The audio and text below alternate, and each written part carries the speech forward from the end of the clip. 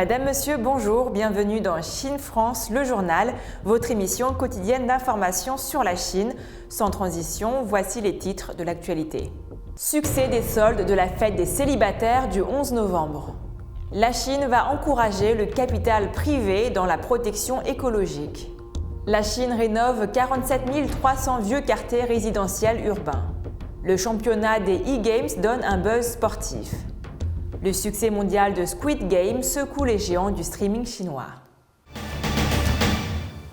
Avec des avalanches de commandes passées mercredi 10 novembre à minuit, les soldes du 11 novembre de cette année, également appelée la journée des célibataires, a atteint des pics sur les plateformes de commerce électronique en Chine. La fête des célibataires est présentée comme la plus grosse opération de soldes au monde devant le Black Friday américain. La fête des célibataires donne lieu chaque année en Chine à une ruée des consommateurs sur leur smartphone pour commander des millions de produits à prix réduit. Cette année marque la plus grande fête des achats de la journée des célibataires sur Tmall, avec un record de 290 000 marques qui y ont participé et qui ont proposé plus de 14 millions de types de produits en réduction, selon l'entreprise. Afin de répondre à la demande croissante des consommateurs chinois, les préventes pour la fête des achats de la fête des célibataires de cette année ont commencé le 20 octobre à 20h sur Tmall et les consommateurs pouvaient régler le solde des préventes le 1er novembre. Depuis lundi 1er novembre au 11 novembre à minuit 45, les ventes de 411 petites et moyennes marques ayant enregistré un chiffre d'affaires supérieur à 1 million de yuans, environ 156 000 $ lors de l'événement de l'année précédente sur Tmall, ont dépassé le seuil de 10 millions de yuans. Le nombre de marques ayant réalisé un chiffre d'affaires de plus de 100 millions de yuans sur Tmall a atteint 382 au cours de cette période, dont Huawei, Apple et la marque chinoise des articles de sport RQ.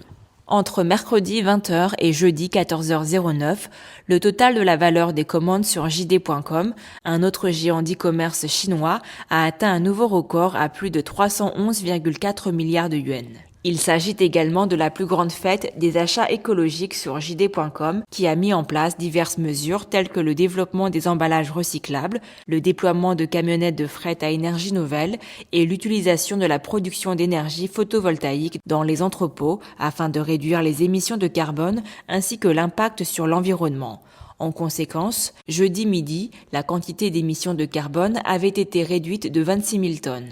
L'événement annuel a été lancé par la plateforme d'e-commerce d'Alibaba le 11 novembre 2009 et s'est rapidement transformé en une véritable fête des achats.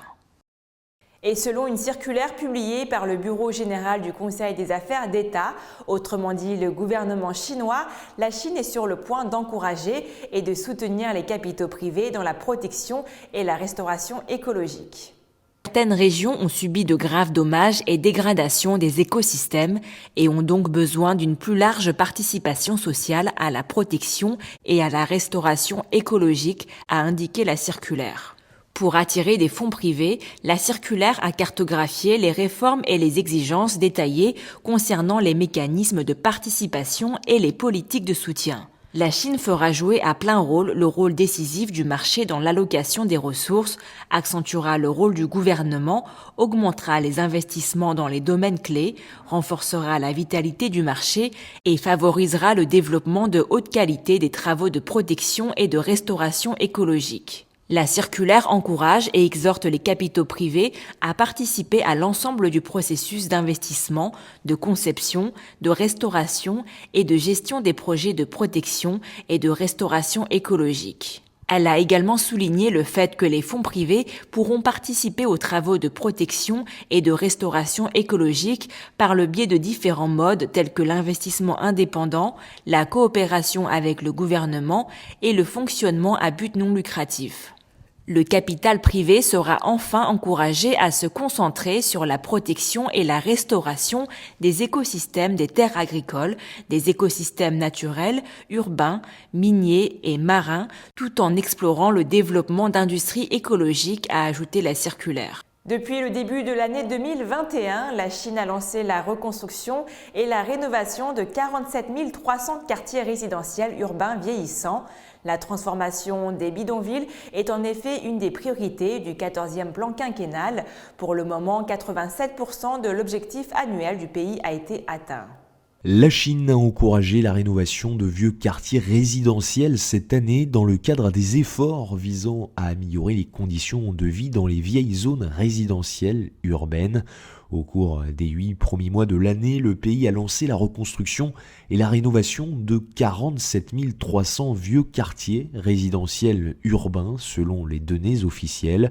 Le chiffre représente 87,7% de l'objectif annuel du pays, soit 9,5% de plus que celui enregistré fin juillet. La transformation des bidonvilles est en effet une des priorités du 14e plan quinquennal de Xi Jinping. La Chine ambitionne d'ailleurs de rénover 53 000 logements délabrés en 2021 afin d'accélérer son plan d'urbanisation et améliorer dans le même temps les conditions de vie de la population, selon le rapport d'activité du gouvernement de cette année. Si vous ne connaissez pas EDG, il n'est pas trop tard pour vous mettre à la page. Le 6 novembre au soir, une équipe de 5 personnes du club chinois d'e-sport ou sport électronique du nom de EDG pour Edward Gaming a remporté le championnat du monde 2021 de la League of Legends à Reykjavik en Islande. À la date du 7 novembre au matin, le hashtag EDG is Champion avait attiré 209 millions de vues, un nombre toujours en hausse. De plus, la diffusion en direct du championnat a rassemblé plus de 200 millions de téléspectateurs sur 2 principales applications nationales pour smartphones et ce nombre a été augmenté par des téléspectateurs présents sur d'autres chaînes.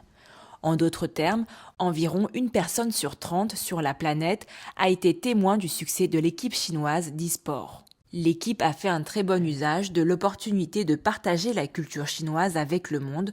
Au début du championnat, début octobre, les membres d'EDG et d'autres membres du personnel ont présenté les arts martiaux du tai chi et les costumes traditionnels chinois à Reykjavik, déclenchant un véritable ouragan chinois dans la capitale islandaise. Mais à présent, la publication de photos et de vidéos sur les réseaux sociaux a propagé cet ouragan au monde entier. Avec la popularité du numérique, de nouvelles formes d'échanges culturels ont vu le jour, dont les e-sports ou sports électroniques sont les plus en vogue.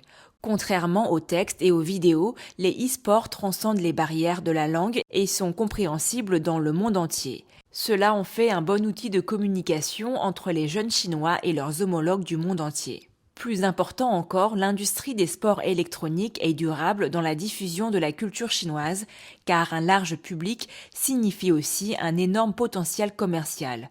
Rien qu'en 2020, le chiffre d'affaires de l'industrie nationale des sports électroniques a dépassé 278,69 milliards de yuans, soit 37,68 milliards d'euros, et concernait 280 000 entreprises, créant plus de 10 millions d'emplois.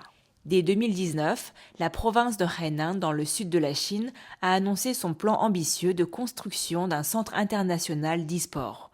Le 5 novembre, le comité d'organisation des Jeux asiatiques de 2022, qui auront lieu dans la ville de Hangzhou, capitale de la province du Zhejiang, a annoncé qu'il avait répertorié 8 sports électroniques comme événements des Jeux. Ces 2 éléments montrent le fort soutien politique apporté au sport électronique en Chine.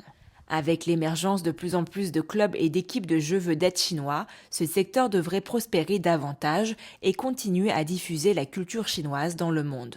Et terminons ce journal avec une série événements dont vous avez déjà sûrement entendu parler, Squid Game. Cette dernière a connu un succès planétaire sur la plateforme Netflix, un retentissement qui secoue les géants du streaming chinois. Elle est devenue en quelques semaines un succès planétaire. La série coréenne Squid Game est désormais l'un des plus gros succès de Netflix.